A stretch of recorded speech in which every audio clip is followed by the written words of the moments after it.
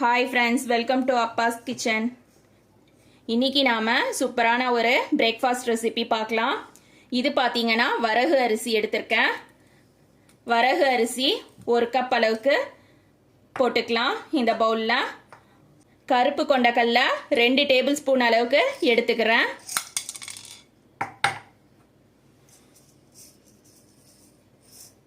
இது கருப்பு கவுனி அரிசி, உடம்புக்கு ரொம்ப நல்லது. இது 1/2 கப் அளவுக்கு எடுத்துக்கிறேன். வெந்தயம் 2 டீஸ்பூன் எடுத்துக்கிறேன்.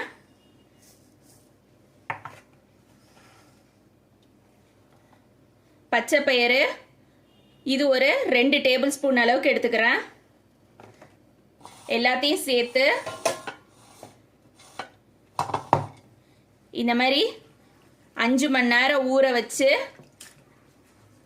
எடுத்துக்கணும். இதுக்கு பார்த்தீங்கன்னா நான் இட்லி அரிசி பச்சரிசி எதுவுமே சேர்க்கல. நாம் எடுத்திருக்கிறது வரகு அரிசியும் கருப்பு கவுனி அரிசி மட்டும்தான். இப்போ இதை தண்ணியை வடிச்சிட்டு நம்ம அரைச்சி வச்சுக்கலாம். உளுந்து 1/4 கப் அளவுக்கு எடுத்திருக்கேன். எல்லாத்தையும் சேர்த்து இந்த மாதிரி 5 மணி நேரம் ஊற வச்சிருக்கேன். இதில் நாம் இட்லி அரிசி பச்சரிசி எதுவுமே சேர்க்கலை. அரிசி எல்லாத்தையும் 5 மணி நேரம் ஊற வச்சு தண்ணியை வடிச்சிட்டு நாம் அரைச்சிக்கலாம். தண்ணியை கீழே கொட்டிட வேணாம்.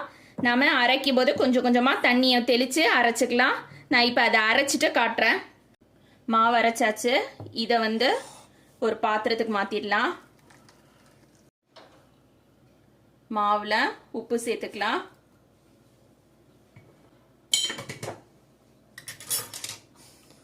உப்பு சேர்த்து கலந்து விட்டுட்டு இதை அப்படியே ஓவர் நைட் புளிக்க விட்டுறலாம். புளிக்க வச்சுட்டு காலையில் காட்டுறேன். நம்ம அரைச்சி வச்ச மாவு பாருங்க, நல்லா புளிச்சு போயிருக்குது. இதை ஒரு பக்கமாக வச்சுக்கலாம். அடுப்பில் கடாய் வச்சிருக்கேன். எண்ணெய் சேர்த்துக்கலாம். எண்ணெய் 2 டேபிள் ஸ்பூன் அளவுக்கு எண்ணெய் ஊற்றியிருக்கேன். கடுகு சேர்த்துக்கலாம். கடலைப்பருப்பு சேர்த்துக்கலாம். 1 டீஸ்பூன் அளவுக்கு சேர்த்துருக்கேன்.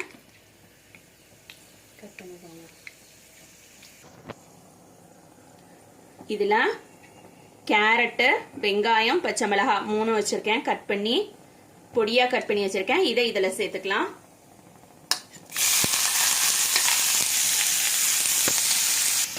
கொஞ்சமாக பெருங்காயத்தூள் சேர்த்துக்கலாம்.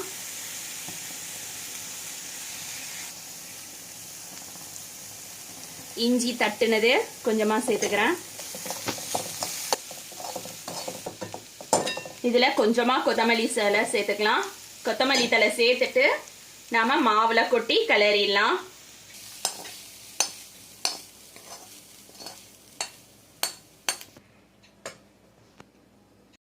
மாவுக்கு தகுந்த அளவுக்கு உப்பு சேர்த்துக்கலாம்.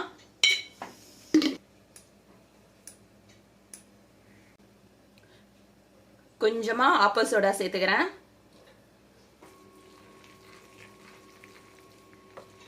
மாவு கெட்டியா இருக்கு. கொஞ்சமா தண்ணி சேர்த்துக்கலாம்.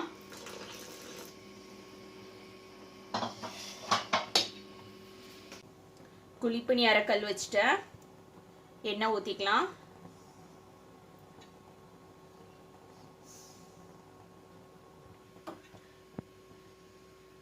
பணியாரக்கல் சூடு வந்துருச்சு. நம்ம மாவை ஊற்றிக்கலாம்.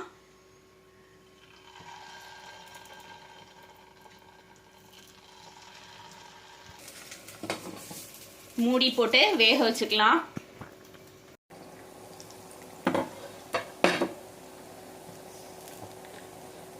குழிப்பணியாரம் ஒரு சைடு வெந்துருச்சு. நம்ம திருப்பி போட்டுக்கலாம்.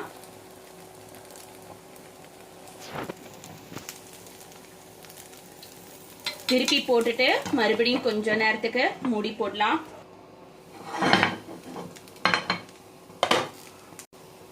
குழிப்பணியாரம் 2 சைடு நல்லா பொரிஞ்சிருச்சு. எடுத்துடலாம். இந்த சைடு பாருங்க எப்படி இருக்குன்னு.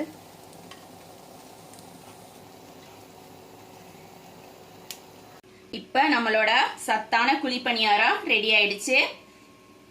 இதில் நீங்கள் நடுவில் சீஸ் கூட வச்சு செஞ்சு கொடுக்கலாம், பசங்களுக்கு விரும்பி சாப்பிடுவாங்க.